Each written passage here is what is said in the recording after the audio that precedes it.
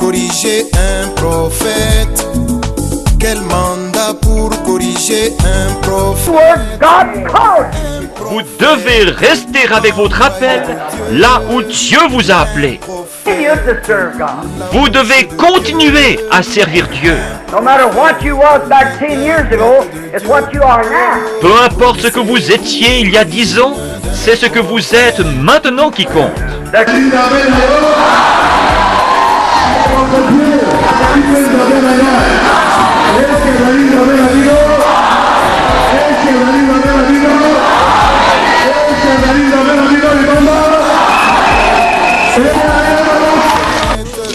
toyaki kati na mokili tozali na cité permanent na mokili te tozali bapaya baleki nzela mokolo moko tokotika mokili boye soki moto alobi mboka na ekumiseko na mokili azali kati na mibonga. L'incarnation c'est le figuratif. C'est ce qu'on a appelé dans la philosophie persona et pas personne. Dans la philosophie, personne c'est l'être. Persona c'est représenter, figurer les mêmes choses. Persona c'est comme un individu théâtral. Dieu cherche des prédicateurs, cherche des pasteurs, des ministres, des hommes et des femmes qui sont solides et qui ont la colonne vertébrale. Et les gens qui sont solides pour Dieu. Vous savez, moi je suis un ancien. Ça va faire mon frère. Nous, ce que nous avons besoin, c'est le témoignage de votre vie. Prophète, oh. Qui êtes-vous pour corriger un prophète? Un prophète envoyé de Dieu.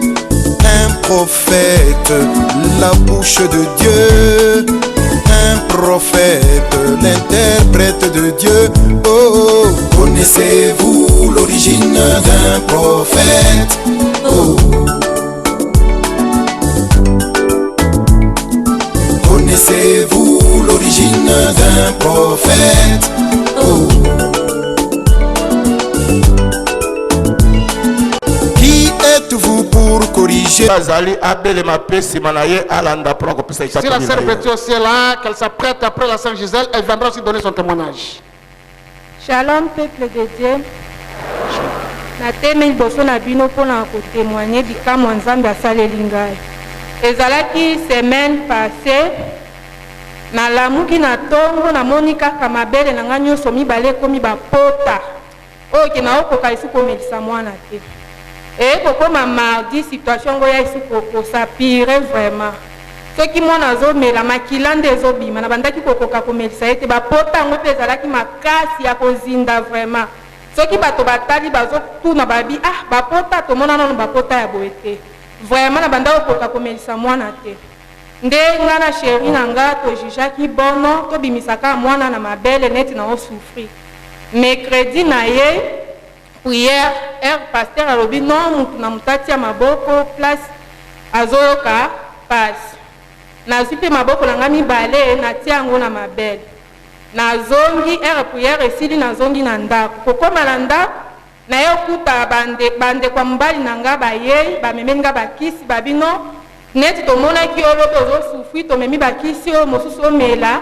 tato ekoki kozala soki diokombe bamaladi mosusu babwakaka na nzela omeka nano soki 3 jours esimbi te obimisi mwana na mabele natalaki na binzambe na nga mwana na ngai asimona kati na mabele bamisu babino ekoki ozala cancer Jésus navandikaki mere nazongi mama azwi mpe bakisi yana asimbi nakoti nakuti mwana azolela bapesi ye bibero aboyi komela bayebisi nga babina pesa kaka ebongo na memi mwana na bandide ya programme nde nazomona douleur wana mpo ezalaki soki naomelisa mwana bato batelemi yana mwana osala ata 1 minute te ifo nabimisa ye bato batelemi na bandi opesa mwana libele na telemi na vandi natie libele na munoko mwana bandi kotete nayoki ata douleur moko te bato bazalaki wana elekeli bango mama na nga tuni nga bezosuwa te nga bezosuwa te biakoma sa abimisi no mwana libela tali bapote eza kaka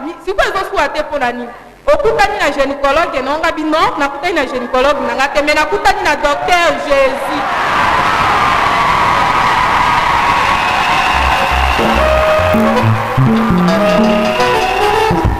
nde tovandi na butu mwana azalaki komela te 3 jours na bando komese te tolali bapote ezalaki vraimen ya kozinda eyo tolali tokóma na ntongo boye pota ese cicatrize yango moko elekeli ngai nde yango naye kokumisa nzambe mwana akomi komela bien douleur ekei pota te atuka Jésus est bon. Oh, maîtresse, c'est ma boko. Oh, applaudissez pour le Seigneur Jésus-Christ.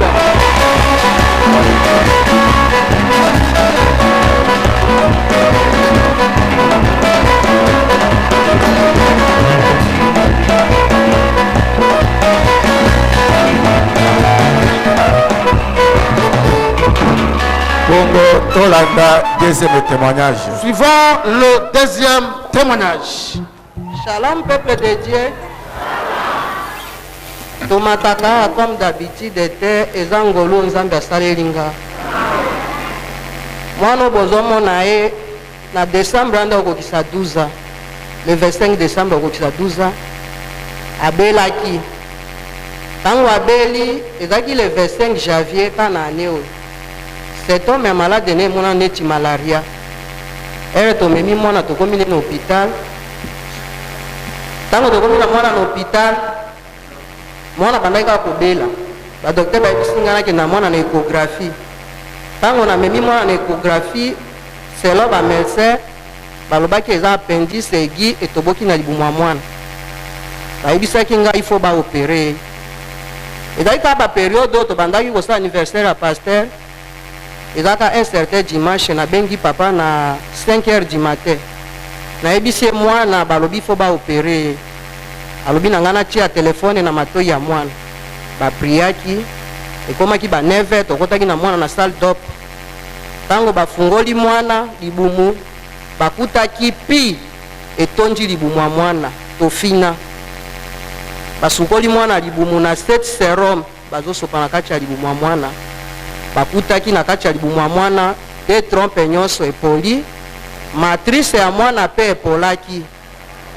bakataki nyonso docteur na kati ya salle d'op ayebisi nga mwana oyo na vi na ye akoregraka te akobotaka lisusu te nayokaki mawa nalobaki na docteur nabi eske oyebi evre ya kwa ayebisi nga madame ato olobi mwana oyo soki ekomi na vi na ye ke a regret obenga nga natika peshe mosusu nasalaka ti toyaki tofandaki na mwana 2 mois na hôpital apres nabimaki tozongi na ndako po te ebandaki kokauka te nzambe asungi po te ekauki ntango paster azoprepare akende États-Unis ayaki epa na biso na peniel ezalaki un certain mardi nakendeki église ya ntongo na prie nazongi ndako ekomi 16h naki esu église ya deuxième kilt paster aprechaki biso alobi il se soucie de nous ntango paster azopreche asisi prédication nazongi na ndako najijaki bon jeudi namema mwana nakende na ye na église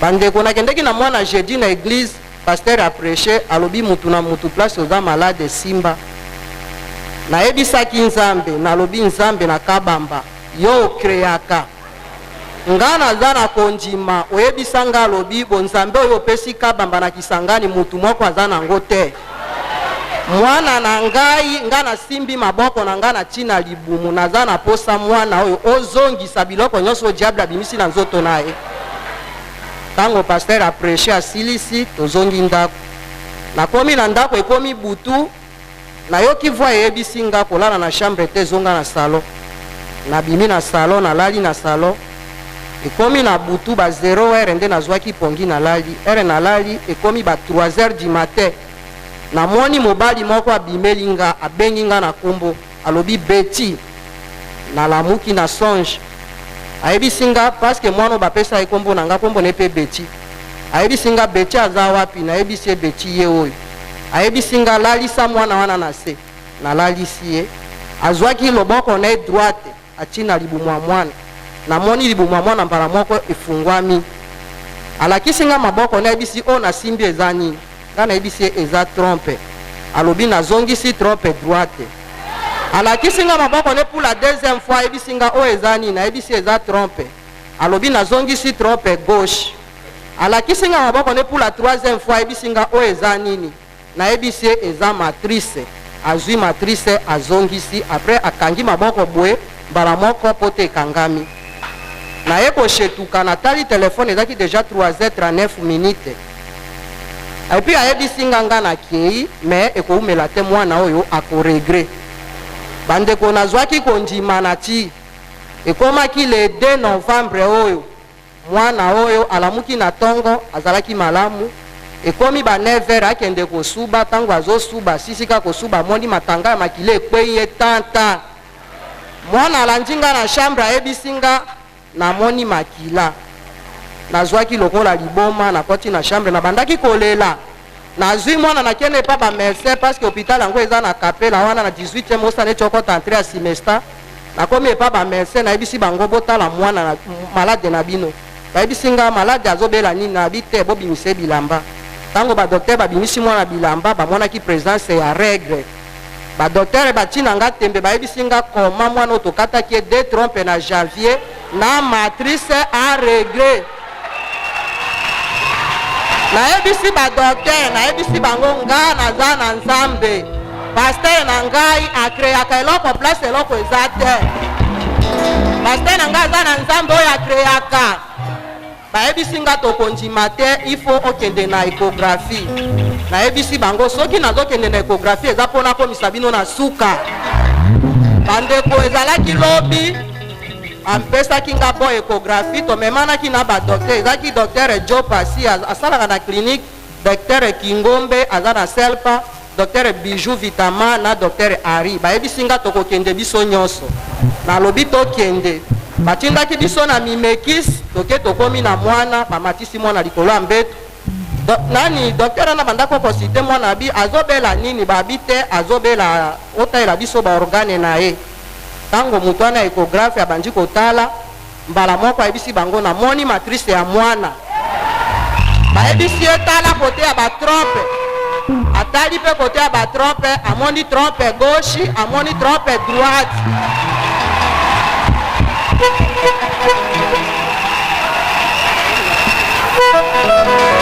oyo échographie oyo nakendaki na mwana hôpital yango oyo résultat zambe na kaba basali ya minene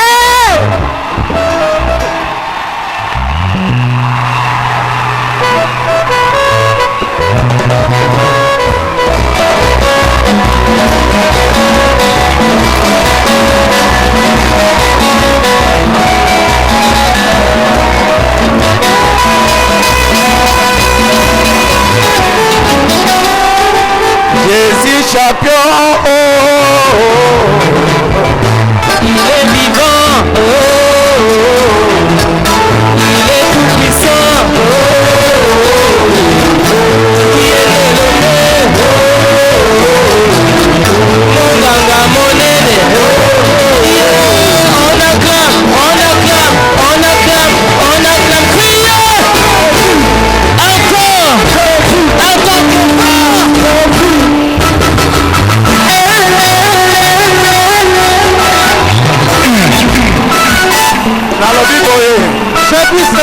nalobi boye Je dis ceci, tolingi kokoyeba na nzambe écoutez la parole de Dieu. ntango mobateli azali koya Pasteur Samuel, dilete nasengi yo je vous demande te toyemba kaka jésus que nous champion puissions entonner le cantique Jésus champion.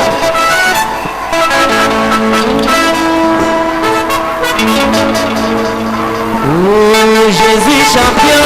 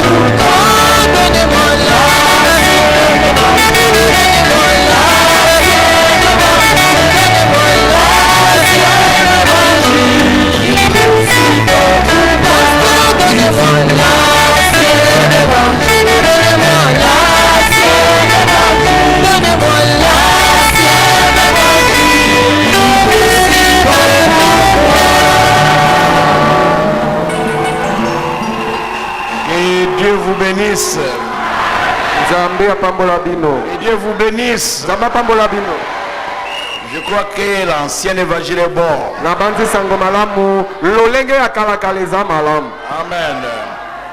Nous allons encore lire la parole de Dieu. Là, nous avons lu le mercredi. Ok. Pour que nous puissions continuer avec notre exhortation.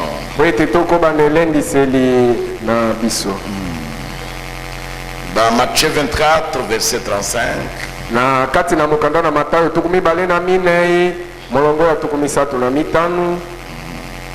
Le ciel et la terre passeront, mais mes paroles ne passeront point. Prions le Seigneur. Dieu notre Père Céleste, merveilleux Sauveur, nous ne pouvons que te remercier. Nous te prions ce soir, Seigneur, que cette parole qui est éternelle, qu'elle fasse de nous des créatures éternelles. Qu'elle me restitue tout ce que le diable a détruit en nous. Qu'elle me restitue, Seigneur, tout ce que nous devons être pour toi.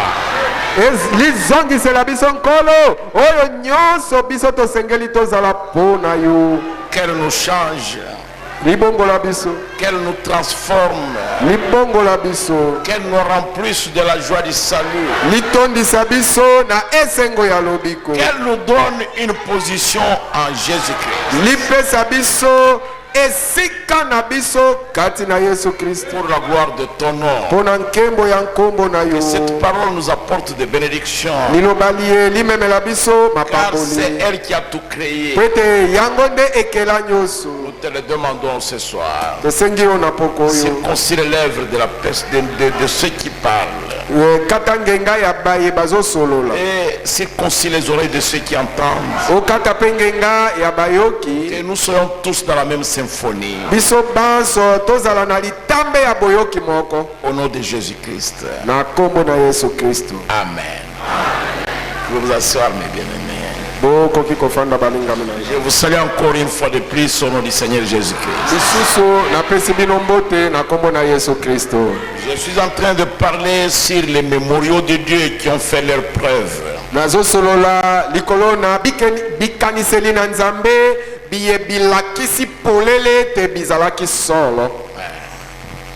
Qui ont fait leur preuve et qui ont montré que Dieu est toujours le même, il est immuable.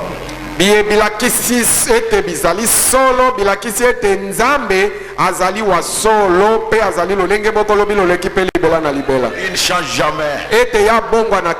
Amen. Nous avons dit le mercredi qu'un mémorial, c'est un signe, c'est un souvenir. Et un mémorial est un poteau indicateur.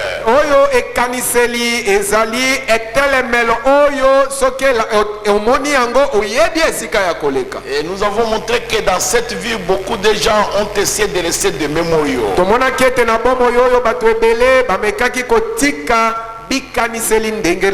Derrière eux.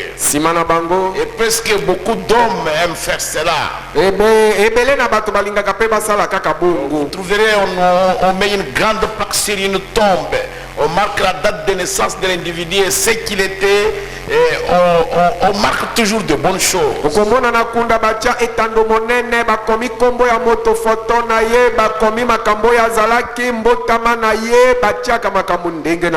on essaie de bâtir des grands monuments. Et des grands hommes qui sont passés sur la terre. Et quand je suis allé à Washington pour la première fois, on a érigé le monument d'Abraham Lincoln.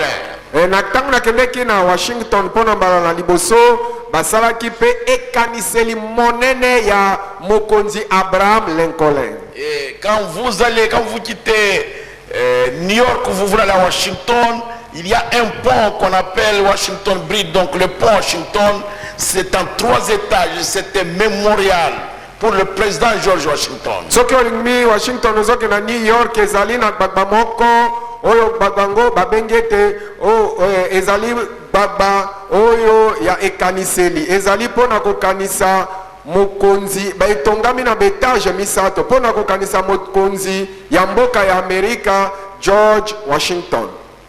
J'ai vu beaucoup de choses comme ça. Namona makambo ebele ya ndengwa. Et ici chez nous aussi il y en a.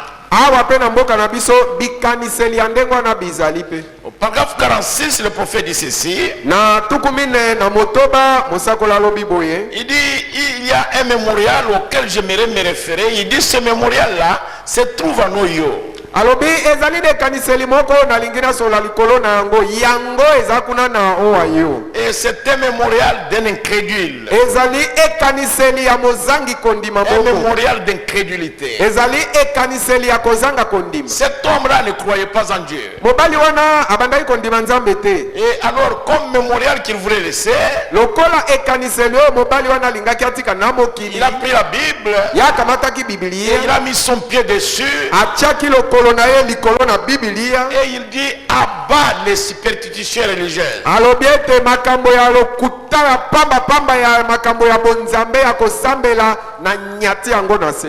Et il dit vive la science chrétienne. Alobiete oyo zebi ya bo Kristo ekumisama.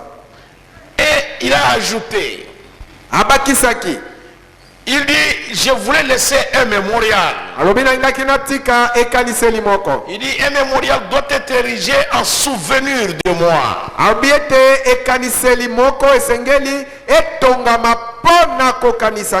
Au moment de ma mort, il dit si je me suis trompé, que le serpent rampe sur ma tombe. Maintenant écoutez le prophète. Au milieu du paragraphe. Il dit ceci. Quand il est mort, alors qu'il plaitait la terre dans la tombe, quand il est en train de bêcher,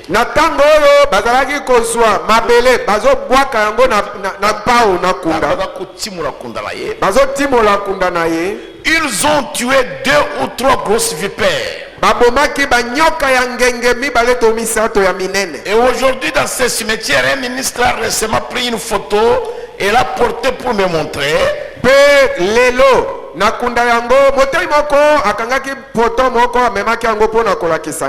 Les chaînes qui entourent son lopin de terre n'est rien d'autre qu'un monticule de serpents. Et peu importe, même en automne et en hiver, les serpents continuent à ramper hors de sa tombe. Ata ezala tango ya malili, ezala tango ya ngange to tango nini, banyoka ezokoba kaka kotambola libanda ya kunda na ye. Likolo na kunda na ye. Likolo na kunda na ye. Un mémorial. Ekaniseli. Que Dieu me préserve, moi ou l'un d'entre vous, de jamais avoir un pareil mémorial. Tika ete nzambe abatela ngai to moko kati na bino ete atambala moko te azala to nazala na ekaniseli ya bongo. Oui, les gens sont orgueilleux. Et ils sont arrogants à l'égard des choses de Dieu. Ils n'ont même pas de respect sur la parole de Dieu. Les gens parlent de la parole de Dieu avec beaucoup de plaisanteries. Et avec légèreté. Ne sachant pas que cela engage leur propre âme.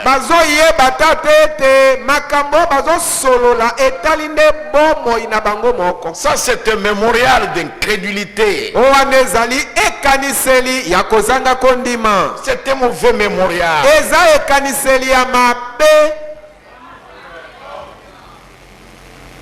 Combien ont compris ça? Faites attention à tout moment que la parole de Dieu vous est présentée. Parce que le Créateur lui-même a dit, même pas un un iota de l'écriture ne passera. po ete mokeli ye moko alobaki ete ata litono moko ya likomi likoleka te. Ça s'accomplit. Nde ezanga kokokisa. Tout doit s'accomplir. Nyonso esengeli ekokisama. Le prophète parle de Josué au paragraphe 47, laissez-moi le lire. Il dit, je pense à Josué le vaillant guerrier. Quel grand homme il était, lui qui a pris l'armure de Moïse.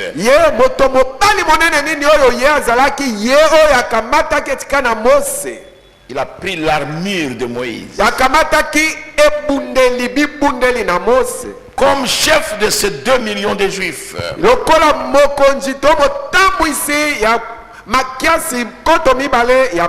Moïse qui avait été choisi, appelé, mis à part pour un service, et que Josué s'élève pour prendre la place de cet homme. C'était vraiment quelque chose de grand. Succéder à ce vaillant prophète, un vaillant guerrier,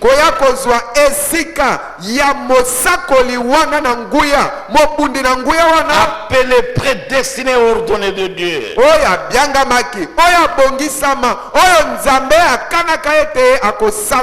400 ans bien avant sa venue, Dieu avait dit qu'il les délivrerait et les visiterait. Quel guerrier Moïse avait été.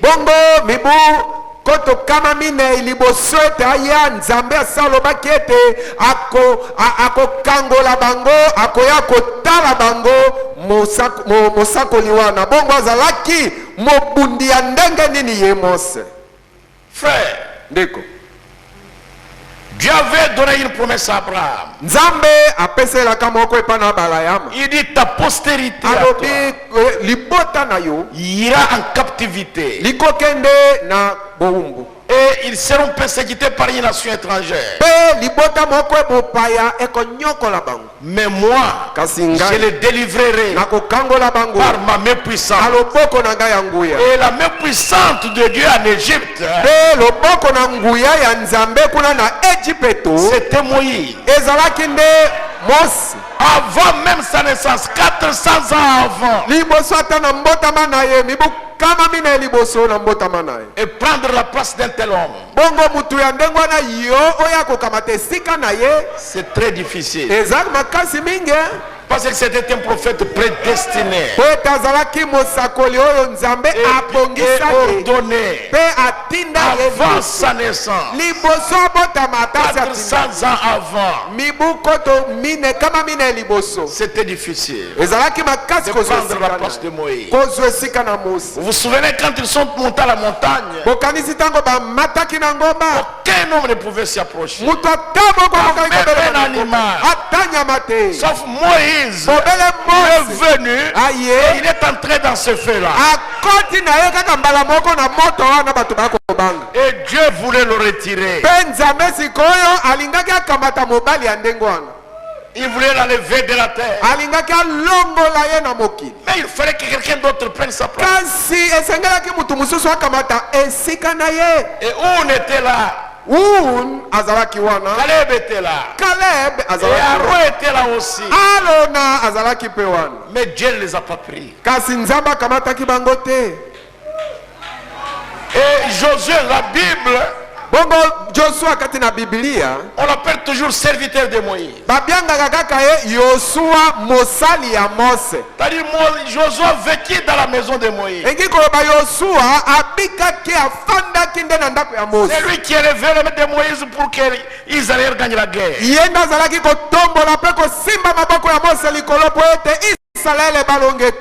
connaissait les défauts de Moïse. Il connaissait les défauts de la femme de Moïse. Il connaissait même les défauts des enfants de Moïse. Mais Josué n'en parlait pas. Il était différent. Et Dieu savait alors un tel homme à l'esprit en lui. Et quand Dieu voit Moïse, il dit Moïse, demain je vais te tuer ici. Mais toi descends dans va prendre Josué. Un homme en qui il y a l'esprit.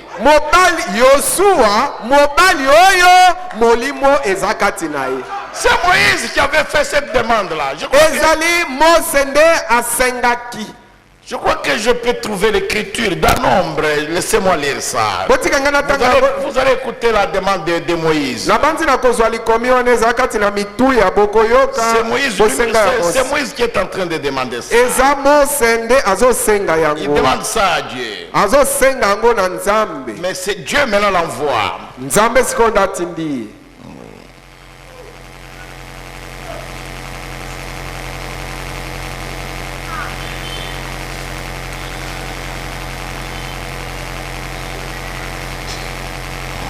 C'est quand Moïse voulait mourir.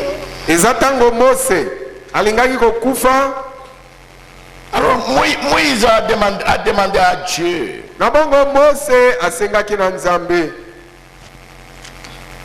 Laissez-moi vérifier ça dans les Écritures. Je voudrais vraiment vous les lire. Pour que vous compreniez que c'est Dieu qui a donné cet ordre-là à Moïse.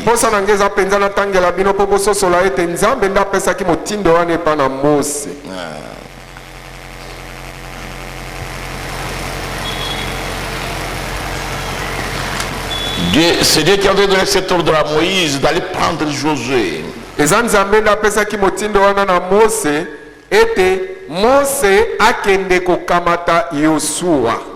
C'est lui qui lui avait donné cet ordre. Il lui dit descends dans le camp.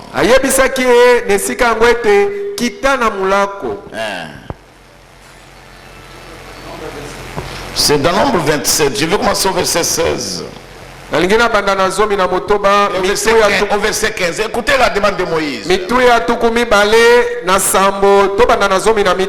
Okay. Moïse parla à l'Éternel et dit que l'Éternel, le Dieu des esprits de toute chair, établisse sur l'assemblée un homme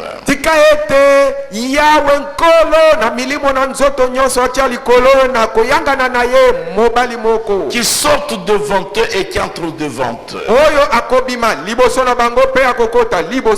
et qui les fasse sortir et qui les fasse entrer, afin que l'assemblée de l'Éternel ne soit pas comme des brebis qui n'ont point de brebis.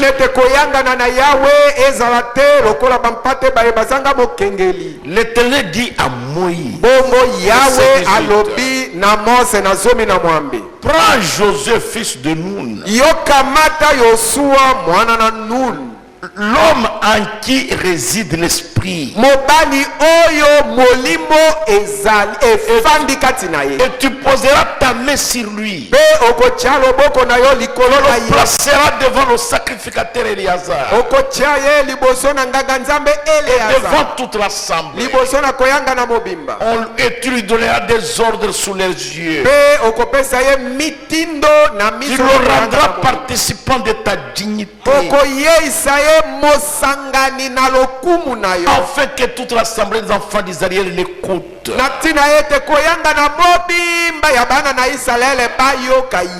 Vous voyez pourquoi Dieu dit à Moïse d'aller prendre Josué. Pas son grand frère Aaron.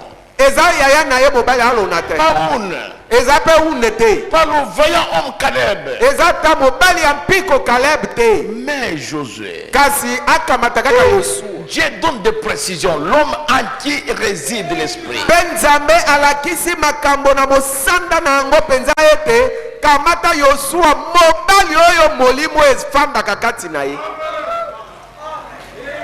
C'est terrible. Un homme comme Moïse. Écoutez le prophète au paragraphe 48, il dit jamais aucun homme n'a pu prendre la place de Moïse.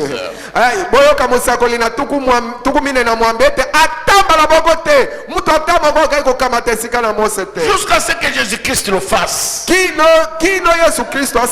il a dit lui-même, l'Éternel ton Dieu te succédera va te susciter un autre prophète comme moi, et vous l'écouterez. Quiconque n'écoutera pas ce prophète sera retranché du milieu du peuple. alobaki ye moko ete yawe nzambe na yo akotelemisela yo kati na bato na yo mosakoli lokola ngai. Esengeli ete boyoka ye, soki boyoki ete oyo akoboya koyoka ye bakolongola ye kati na bato. Frère, c'était difficile de prendre la place d'un homme comme Moïse. Alors Moïse est venu. Il a pris Josué. Il l'a présenté devant le sacrificateur. Éléazar. Après la mort de Moïse, Josué est venu. Il dit à Israël, Dieu m'a envoyé pour vous conduire. C'est vrai. Il t'a envoyé? Il dit oui. Israël a dit je ne vois pas de problème.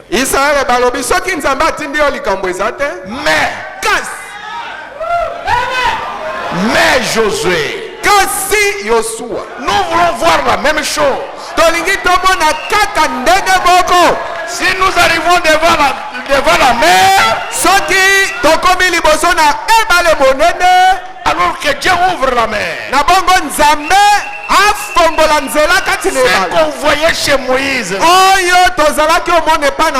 nous voulons voir ça chez toi. Passe devant, conduis-nous. Mais Josué, c'était terrible, hein? Alors c'est 2 millions de juifs. Et c'est sans compter les femmes, les enfants et les troupes.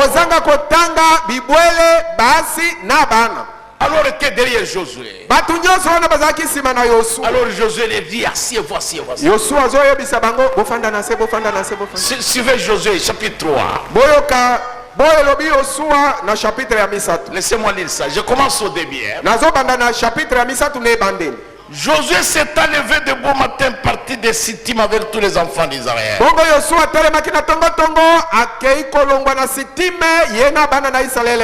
Et ils arrivèrent au Jourdain. Et ils passèrent la nuit avant de le traverser. Au bout de 3 jours, les officiers parcourirent le camp.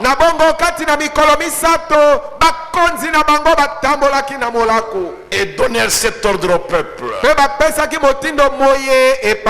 Lorsque vous verrez l'arche de l'alliance de l'Éternel votre Dieu, portée par les sacrificateurs, les Lévites,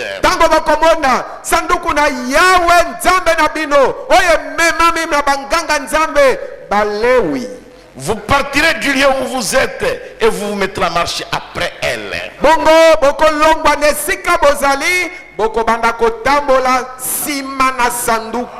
Mais il y aura entre vous et elle une distance d'environ 2000 coudées. N'en approchez pas.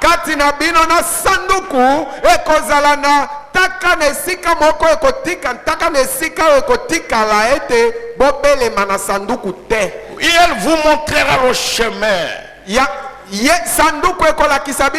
que vous devez suivre. Car vous n'avez pas encore passé par ce chemin. Josué dit au peuple, sanctifiez-vous car demain l'Éternel fera des prodiges au milieu de vous.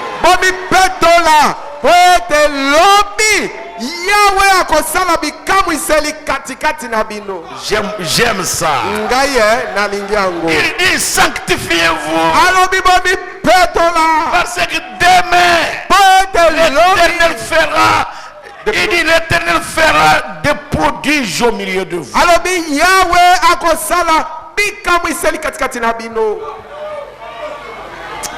J'aime ça. Parce que Dieu ne veut pas travailler avec des vases malsains.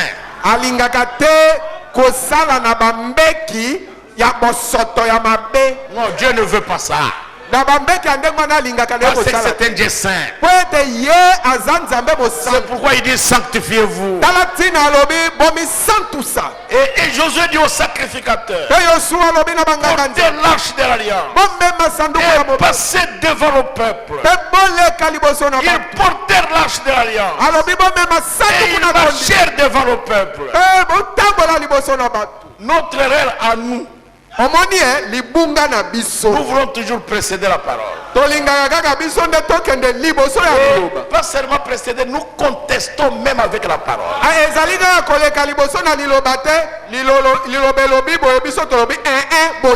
J'ai même déjà entendu un serviteur de dire, même si la parole dit ça, mais moi je ferai d'abord ça.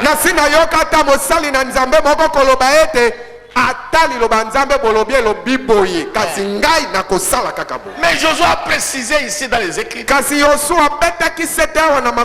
Il dit, vous ne connaissez pas le chemin.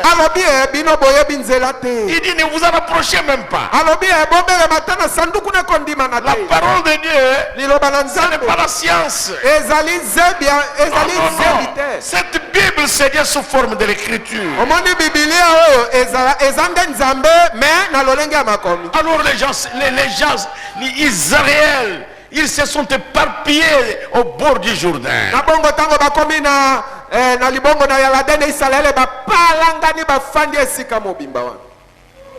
Alors Josué s'est éloigné. Suivez le verset 7.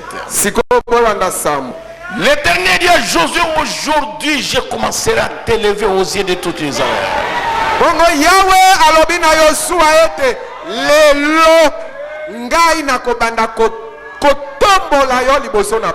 Enfin qu'ils sachent que je serai avec toi.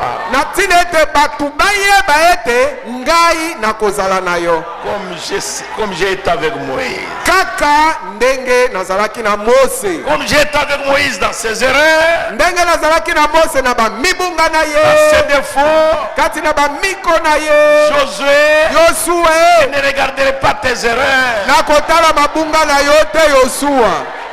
Je crois que j'ai dit quelque chose. C'est Dieu qui a dit ça, Josué, c'est pas moi. C'est son exécuteur.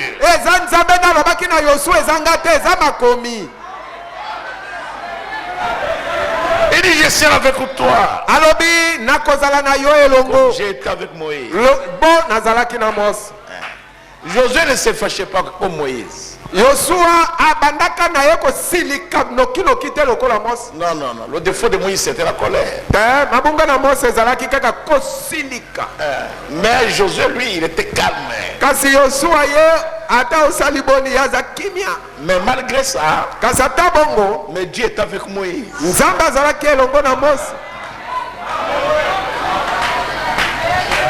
Combien croient que Dieu est avec Moïse?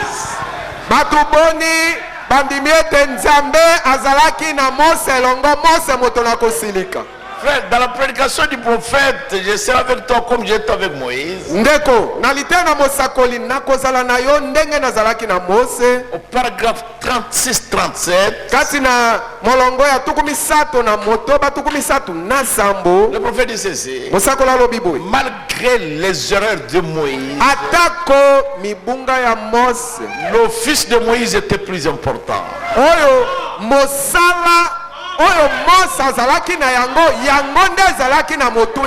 Le prophète Dieu même, Dieu respectait Moïse. Aujourd'hui, les gens parlent des serviteurs de Dieu comme s'ils parlaient de leurs amis.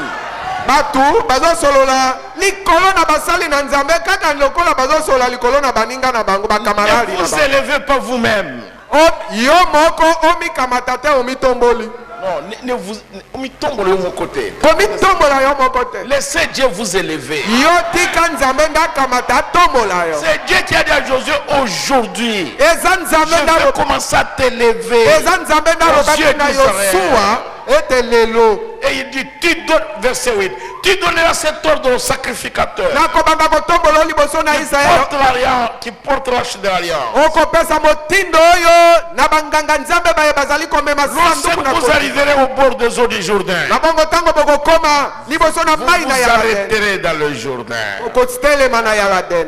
Josué dit aux enfants d'Israël, approchez-vous bobelema écoutez les paroles de l'Éternel votre Dieu. boyoka maloba ya Yahweh nzambe wa bino.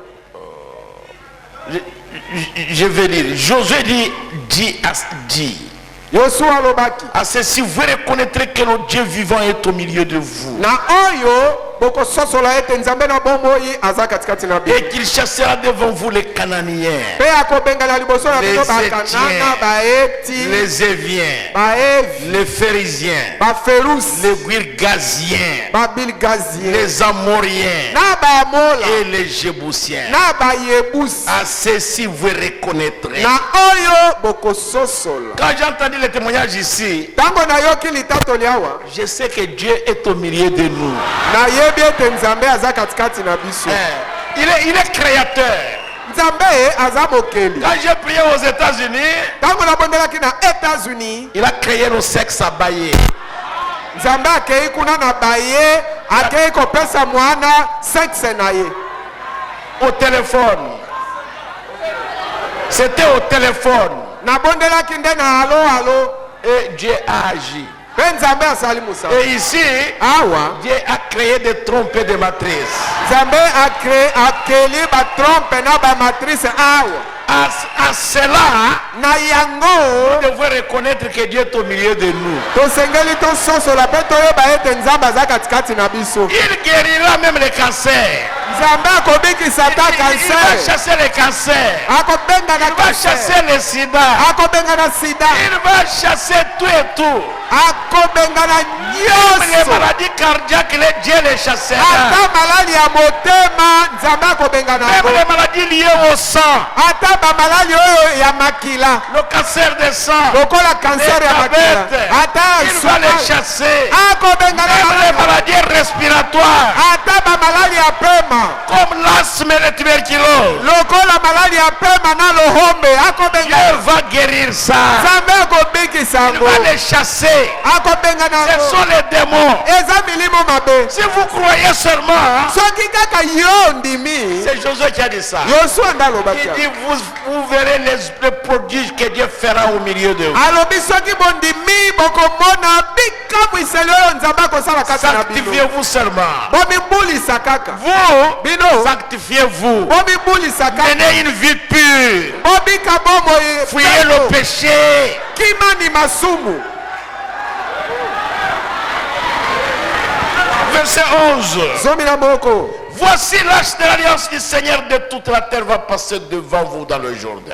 talani sanduku na kondimana ya nkolo ya mokili mobimba ekoleka liboso na bino. La parole de Dieu. liloba na nzambe. Qu'est-ce qui était dans l'arche? nini nde ezalaki kati na sanduku? La parole. liloba. Elle va... Quand les sacrificateurs, tango banganga nzambe ils ont pris l'arche, bakamataki ils sanduku sont venus au bord du Jourdain. baye na libongo na Yordani, Ils se sont arrêtés. bakomi wana Et batelemi ils ont pris l'arche. bakamati siko sanduku Et ils ont envoyé devant.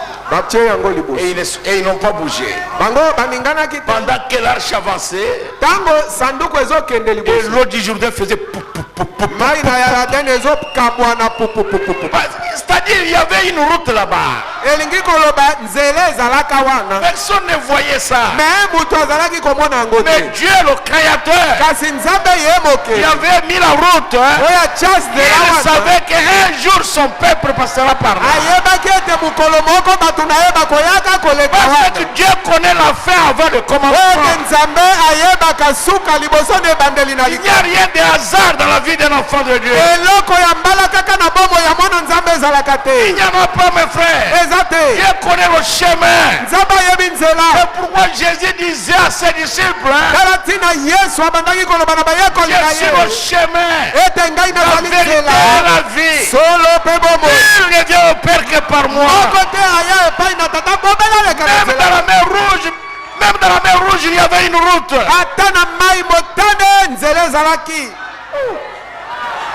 Dieu connaissait cela. nzambe ayebaki yango, Aucun homme ne le savait. moto ata moko ayebaki yango Mais te, Dieu le sait. kasi nzambe ayebi yango. Ce qui me concerne, mpo na oyo etali ngai tu es mon frère, ndeko na ngai, Tu es mon frère, tu es ma soeur, tu es mon épouse, tu es mon enfant, mais tu ne connais pas ce qui me concerne. L'avenir d'un enfant de Dieu c'est entre les mains de Dieu.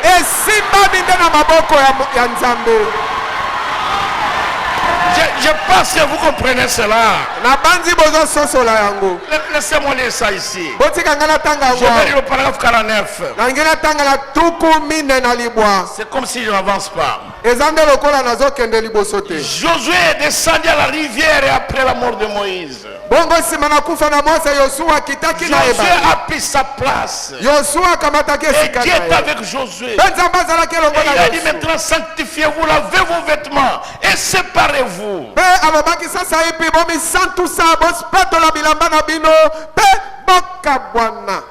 C'était terrible ça. Et n'allez pas vers vos femmes. Le troisième jour, Dieu va faire quelque chose.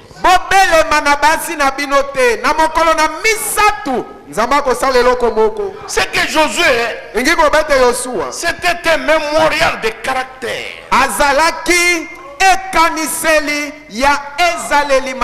Un mémorial de fermeté.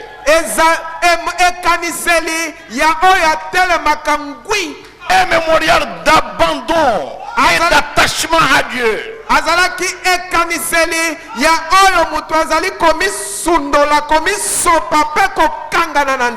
Il dit au peuple, le troisième jour vous verrez la gloire de Dieu.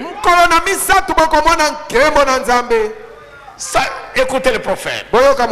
Maintenant, cela allait montrer qu'il savait incontestablement de quoi il parlait. Parce qu'il avait mentionné très précisément le moment où cela allait arriver.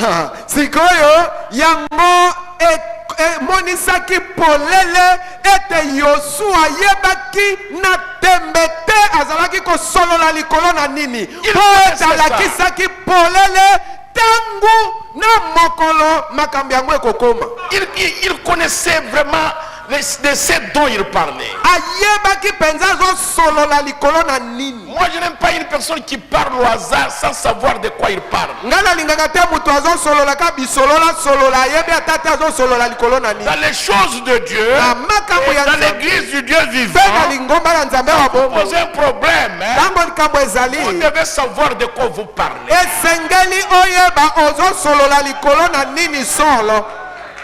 Nous ne sommes plus aux hypothèses.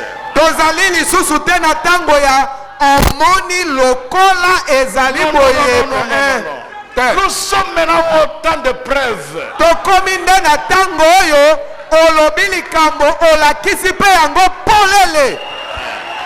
Le prophète dit, je peux m'imaginer comment Josué s'est senti lorsqu'il s'est tenu là devant tous ces Israélites.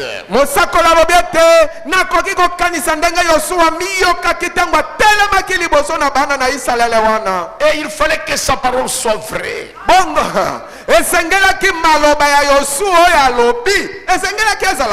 Parce que les Jourdains étaient en inondation, étaient en crue. Il n'y avait pas de bateau. Il n'y avait pas de pont. Mais le peuple, la terre promise était l'enfant. Mais comment ils vont y arriver? Josué. Dieu lui avait dit, Josué, tant que tu vivras, il ne tiendra devant toi. Josué, je serai avec toi. Josué, si tu veux réussir, que ce livre de la loi ne s'éloigne pas de ta bouche. Mais dites les jours et nuits, Josué, c'est alors que tu auras du succès. C'est alors que tu réussiras dans tout ce que tu entreprendras. Et Dieu lui dit, Josué, ne t'effraie point, mais prends courage, je serai avec toi. Alléluia. Prenez courage. Dieu est avec nous. Au Seigneur Jésus, il y a ses disciples. Je ne vous serai jamais orphelin. Je serai avec vous jusqu'à la consommation du siècle. Cette promesse-là n'était pas donnée seulement à Pierre, et à Philippe, et à André, et à Thomas. Parce que ces gens-là ne sont pas là aujourd'hui. Dieu leur a dit qu'il sera avec eux jusqu'à la consommation du siècle. Qui est maintenant la fin du siècle? C'est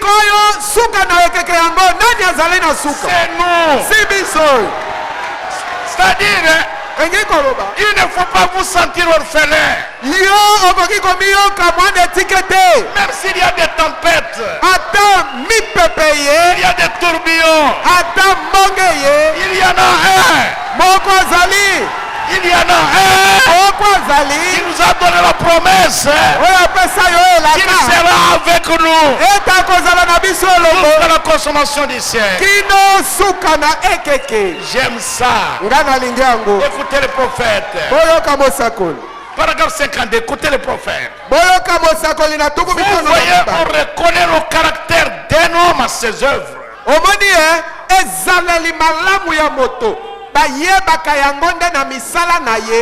Quoi que vous soyez, vos œuvres démontrent ce que vous êtes. Peu importe combien vous témoignez, qu'importe ce que vous dites, le pour ou le contre, ça n'a rien à voir. Ce sont vos œuvres qui indiquent ce que vous êtes.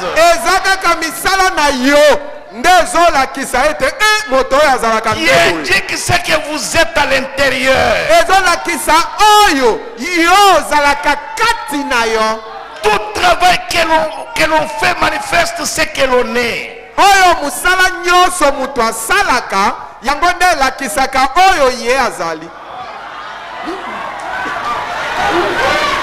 Est-ce que c'est clair? Tu peux me dire, Pasteur Kabamba, je t'aime beaucoup.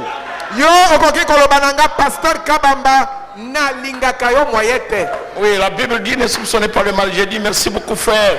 Je t'embrasse et tu m'embrasses. Mais vos œuvres vont démontrer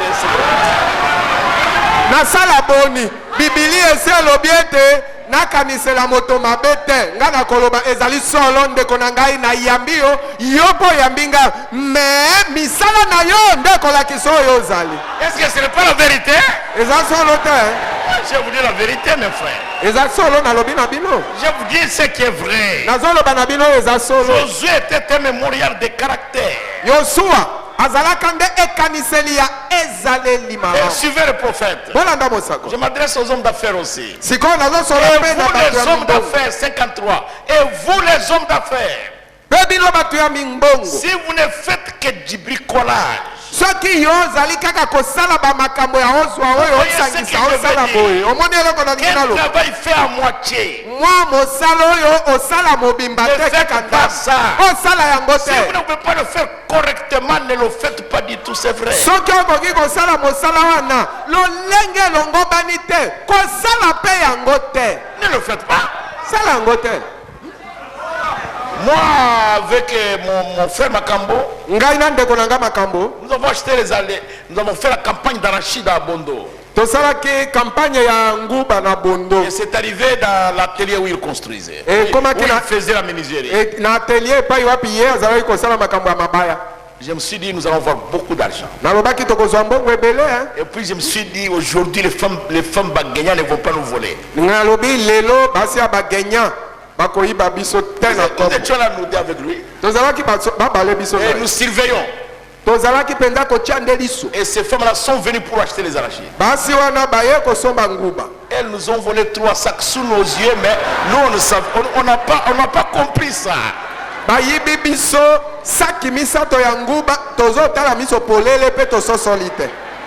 Je lui ai dit, nous sommes des mauvais commerçants. Nous n'allons plus faire la campagne d'arachide. On était là très vigilants. Mais sous nos propres yeux, nous avons volé 3 sacs. Elle a demandé à faire ma campagne. Vous voulez, quand un homme d'affaires chrétien, un chrétien qui fait les affaires, quand vous voyez que ça ne marche pas, cessez ça. Faites autre chose.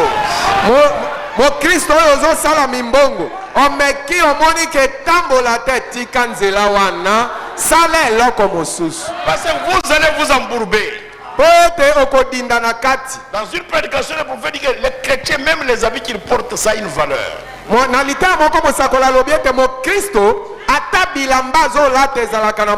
Il dit, je porte la montre pour connaître l'heure.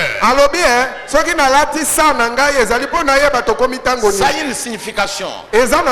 Je ne vais pas porter la montre. J'ai dit, je vais seulement acheter la montre comme la montre de Frère Marcel, ou comme la montre de Pasteur Ouina, ou comme la montre de Pasteur Kachab. Non, non. Je trouve la montre, j'achète. Et puis je porte, et puis c'est fini.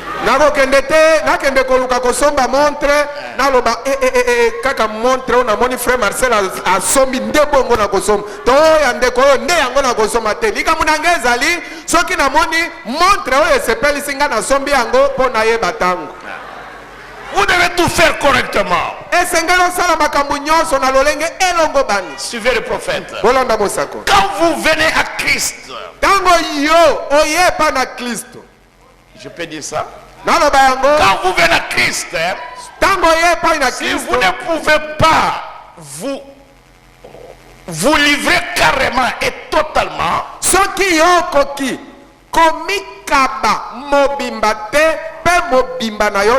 et venir à Christ, ne venez pas du tout. Mais si vous désirez être un chrétien, distinguez-vous.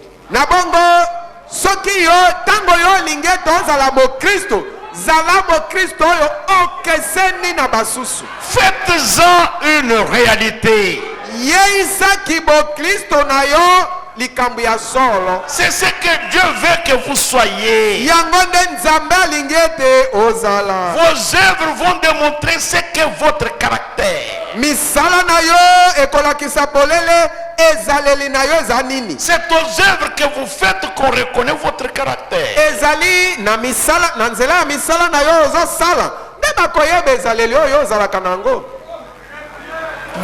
Vous pouvez tout faire et tout dire, mais vos œuvres démontrent ce que vous êtes là à l'intérieur.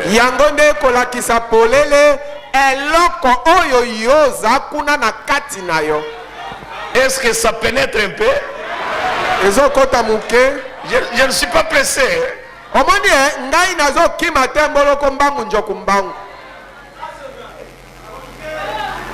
Suivez maintenant le prophète.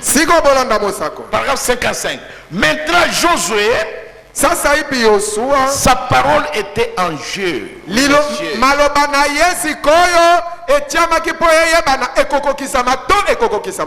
Comme pour Noé. Je vais m'arrêter là-bas. Vous voyez le problème, hein? Quand Dieu a dit à Noé, construis l'arche, il va pleuvoir.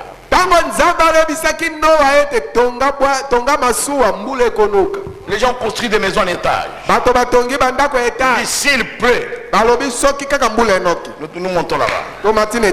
Les autres ont dit, il peut y avoir une inondation qui va dépasser le niveau de nos maisons. Mais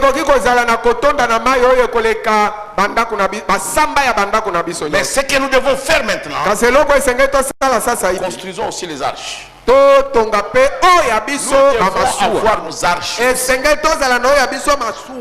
Est-ce qu'ils en avaient eu l'ordre? Ils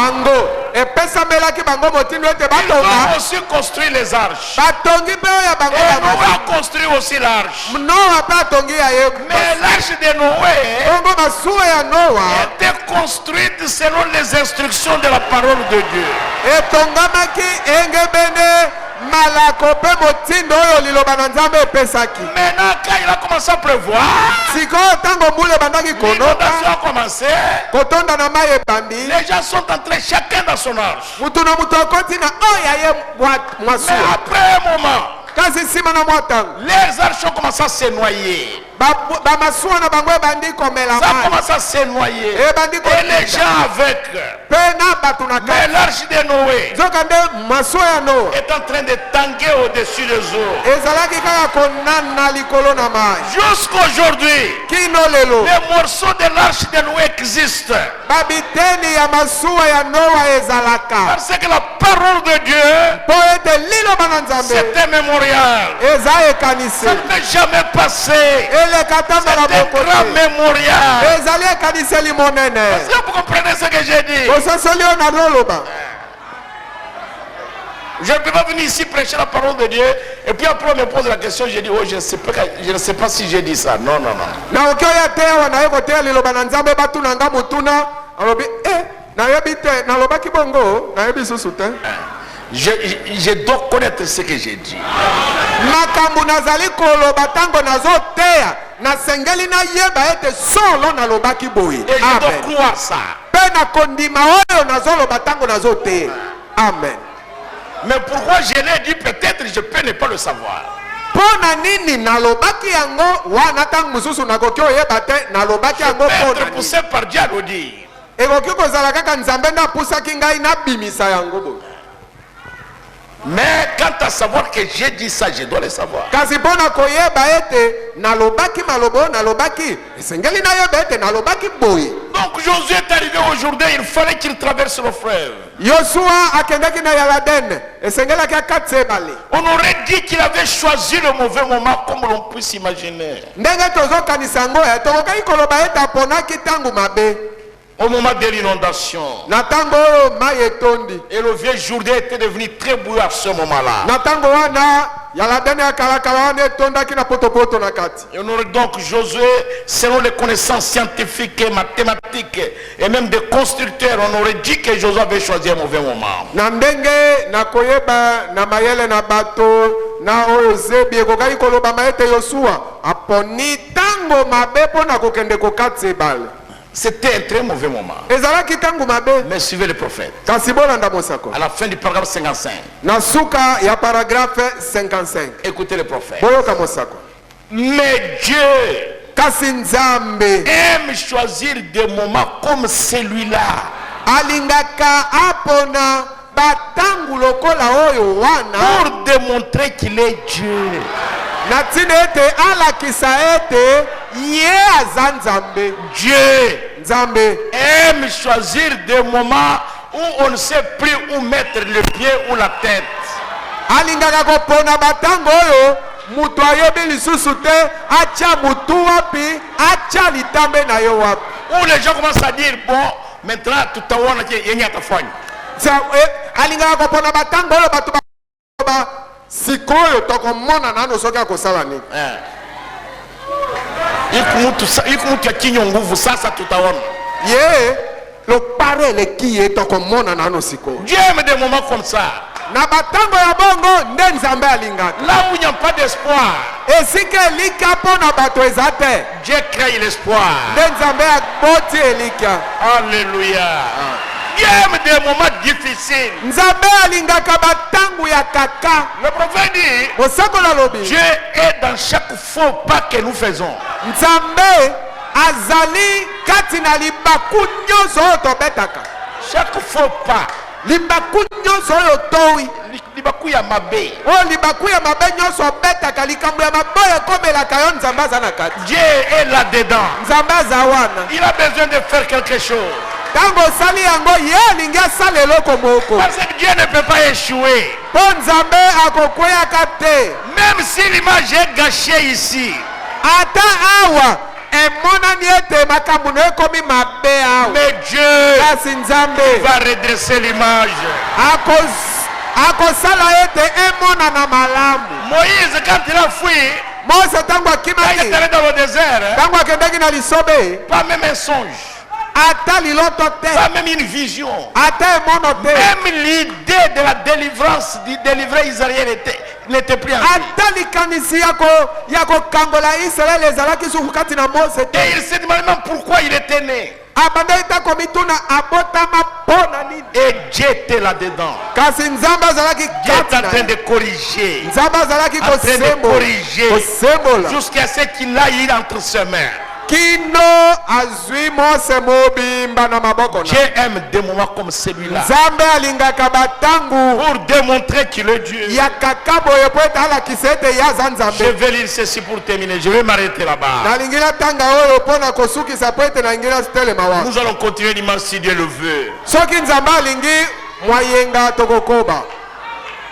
pouvez remarquer que je prêche lentement.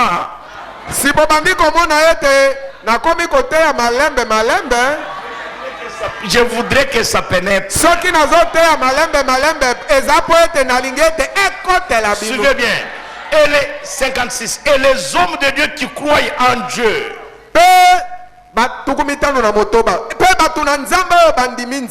Et qui savent ce que Dieu a promis. N'ont pas peur de le faire. Parce que Dieu s'en tiendra strictement à sa parole. Aussi sûr qu'il est Dieu.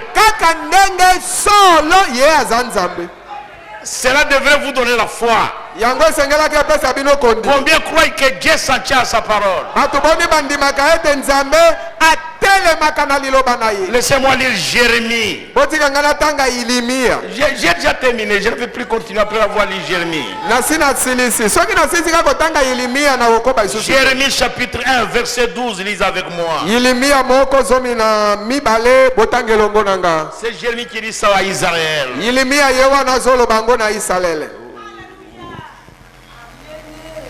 Jérémie chapitre 1 verset 12. Chapitre ok. Là, je commence au verset 11. La parole de l'Éternel me fait adresser ces mots. Que vois-tu, Jérémie? J'ai répondu, je vois une branche d'amanger. Bongo zomi na moko liloba na nzambe na yawe yake epai na ngai na maloba maye ozomona nini Yeremia nalobi namoni etape ya malala. Et l'Éternel me dit, tu as bien vu. Yawe alobi na ngai omoni solo malala. Je veille sur ma parole pour l'exécuter. Alléluia. Dieu, il veille sur sa parole pour l'exécuter. Quand il a dit, celui qui croira et qui sera baptisé sera sauvé. Celui qui ne croira pas, il sera condamné. Dieu est derrière cette parole-là. Quand il a dit, je suis l'Éternel votre Dieu, il guérit de toutes vos maladies. Moi j'ai dit Amen. Parce que Dieu est derrière cette parole-là. 800 ans avant la naissance de Jésus, il a dit, Esaïe a prophétisé, par ces meurtrissures, nous avons déjà été guéris. Moi je crois ça.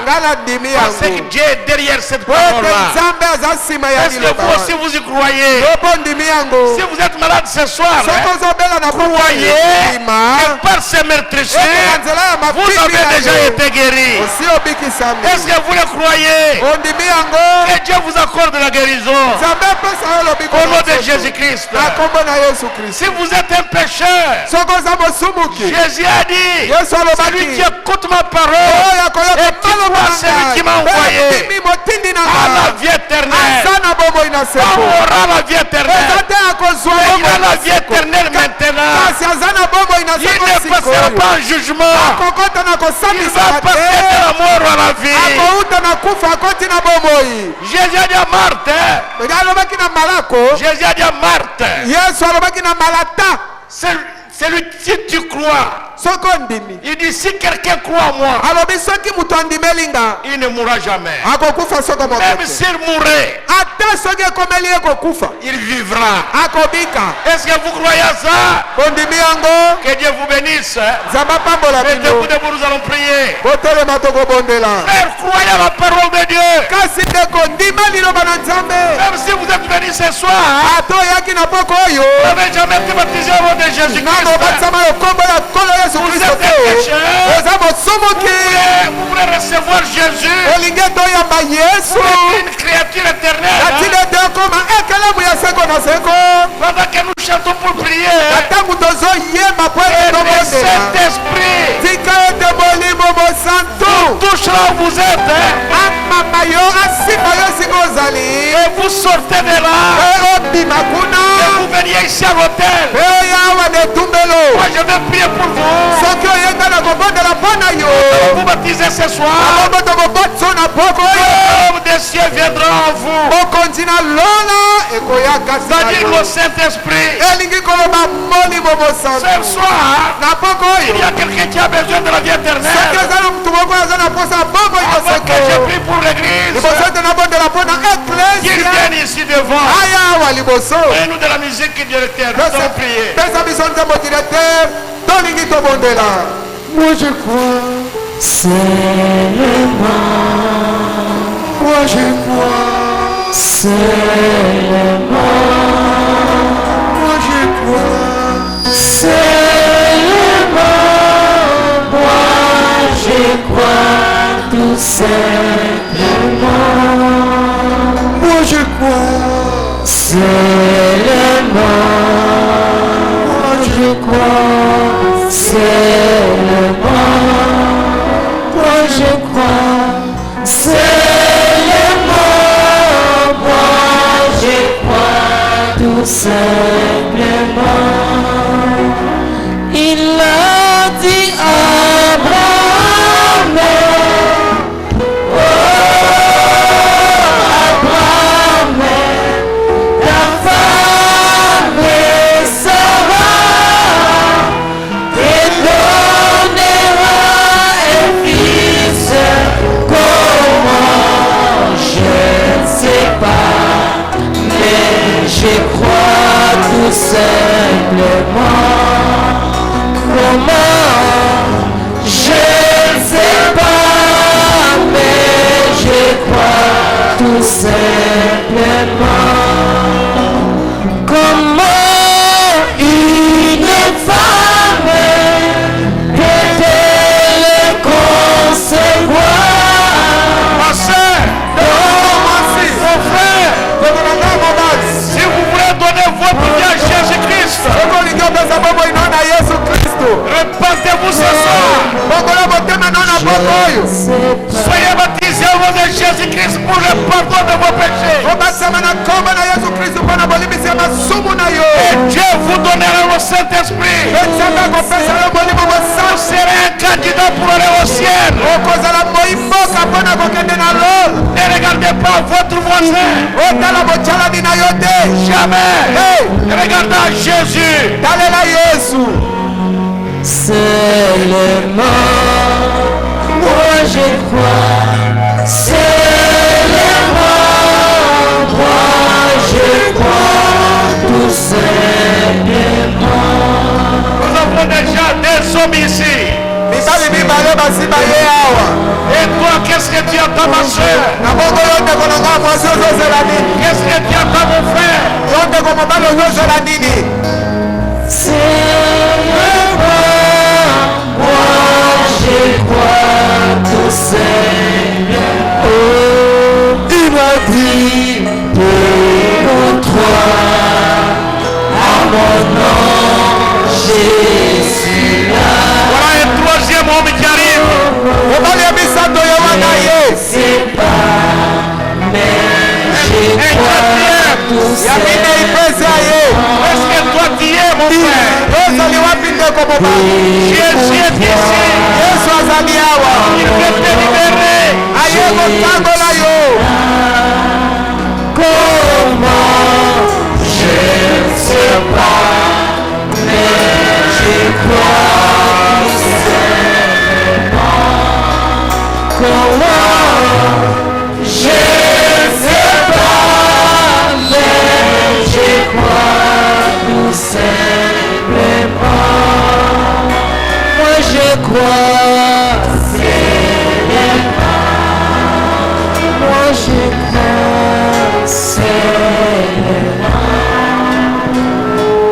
un cinquième homme qui arrive. Tala mobali ya mitano oyo yewa nazoya. C'est le dernier appel. Kobianga ya suka yango oyo. Moi je descends prier avec eux. Ngana kitina ngana sena bondela na bango elongo. Et toi mon frère. Na bongo yonde konanga mobali. Toi ma soeur. Yonde konanga ya mwasi. Tu es en train de te poser des questions. Ozo mituna mituna. Même avant de quitter votre maison. Ata liboso bima na ndako. Même hier. Mais ata no bilole. Tu étais dans des fausses choses. Ozalaki kati na makambo ya mabe. Mais ce soir. Kasi na poko oyo. Jésus t'a parlé. Yesu sololi na yo. C'est le dernier appel. Kobianga ya suka. Au nom de Jésus-Christ. Na kombo na Yesu Kristo. Toi qui vas voir la vie éternelle. Tu veux consacrer ta vie à Christ. Sors de là où vous êtes. Ne remettez pas demain ce que tu peux faire aujourd'hui. C'est Dieu qui t'appelle, pas moi. L'éternel Dieu des esprits de toute chair. Kolo Nzambe Kolo ya milimo ya nzoto nyoso. Je prie pour les gens qui sont ici. Nazobondela pona batu baye bazali awa. Donnez encore la mélodie. Moi je crois. Moi je crois seulement. Moi je crois seulement. Moi je crois seulement. Moi je crois tout simplement. La derrière, il y a une femme qui est en train de réfléchir. Ne réfléchis pas, ma soeur. Les yeux de Dieu t'ont vu. Au nom de Jésus-Christ. Sors d'urgence. Avant que je prie. C'est toi que j'attends maintenant. Donnez de la musique. Elle viendra.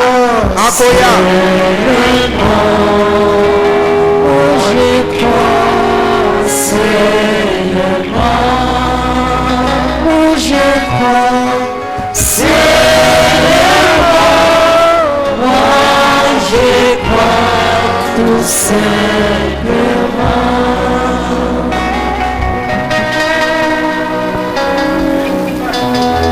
Nous allons prier maintenant. Tenez-vous main dans la main, puis moi je vais prier pour vous.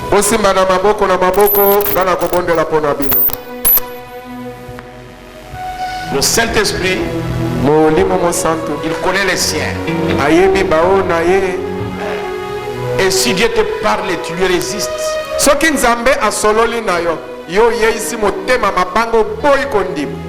le diable met un sceau sur toi. Et tu deviens serviteur de Satan toute ta vie.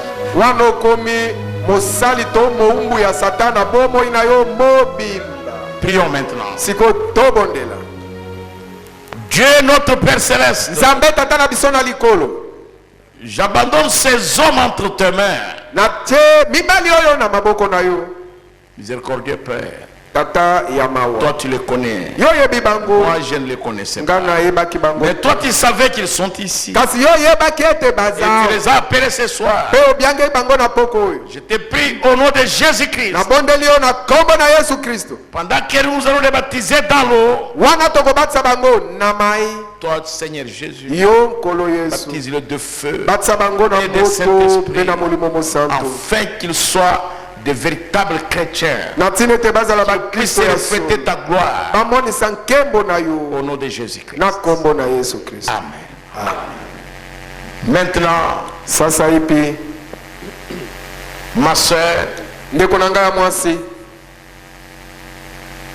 Dieu veut que tu sois sauvé. Nzambe alingete yo penza obikisam. C'est un appel de grâce maintenant. Au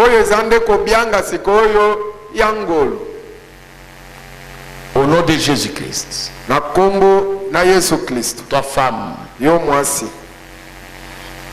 Ces questions-là, aucun homme ne peut te donner la réponse. Il n'y a que Dieu seul. Et Dieu a besoin de te sauver ce soir. Au nom de Jésus-Christ. Sors. Viens donner ta vie à Jésus. N'ayez pas honte des hommes. Ayez honte du péché.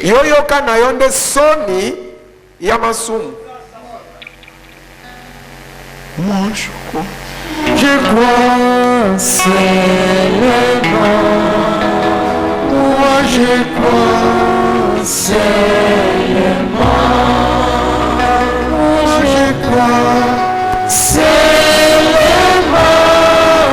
Moi je crois tout simplement. Il a dit impossible. Les mains aux malades et ceux-ci trouveront la guérison. Comment je ne sais pas, mais je crois tout simplement. Comment je ne sais pas, mais je crois tout simplement. Ma soeur, mon frère, vous êtes malade. Mettez la main là, vous êtes malade. Vous avez des problèmes. Levez la main. Si c'est tout le corps qui souffre, mettez la main sur la tête. Prions le Seigneur. Merveilleux Père Céleste, toi tu es la source intarissable de la vie, la source intarissable de bénédiction et de la guérison. C'est toi qui es notre délivrance. Je t'invoque ce soir dans cette assemblée, alors que les hommes et les femmes sont debout devant toi. Ils ne savent pas où aller, Seigneur. Ils viennent à toi. Car c'est toi qui es notre bouclier. Tu es notre refuge. Si toi tu ne peux rien faire ce soir, mais qui autre le fera, Seigneur? Si toi tu ne peux pas nous délivrer, si toi tu ne peux pas nous guérir, à qui autre irions-nous, Seigneur? Je te prie ce soir, au nom de Jésus-Christ, regarde les mains qui sont levées vers toi. Derrière chaque main, il y a une requête. Au nom de Jésus-Christ, accorde des solutions à tes enfants. Car toi, tu es le consolateur. Seigneur Jésus, nous nous sommes imposés les mains. Nous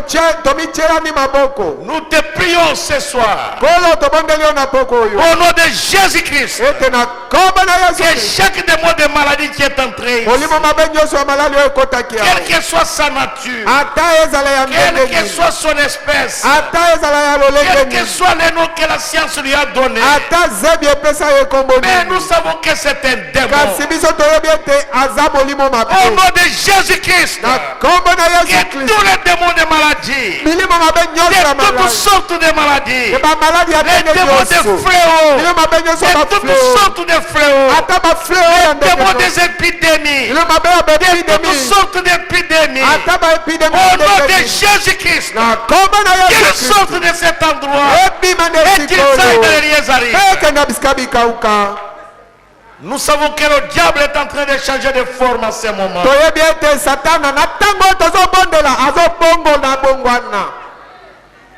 C'est toi qui as créé le corps. Je te prie, Seigneur, toi qui nous as envoyé le message de la restauration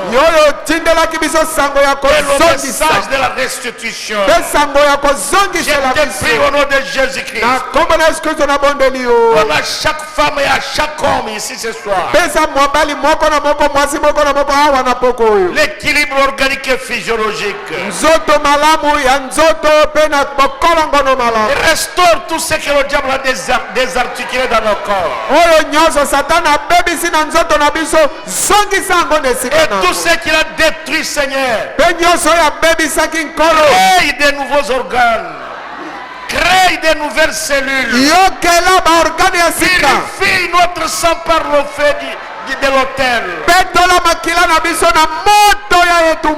afin que nous soyons heureux, que nous soyons en bonne santé, et que nous puissions te glorifier, et que ta gloire puisse éclater parmi nous. Seigneur Dieu, si tu ne le fais pas, qu'est-ce que tu feras avec la grandeur de ton grand nom?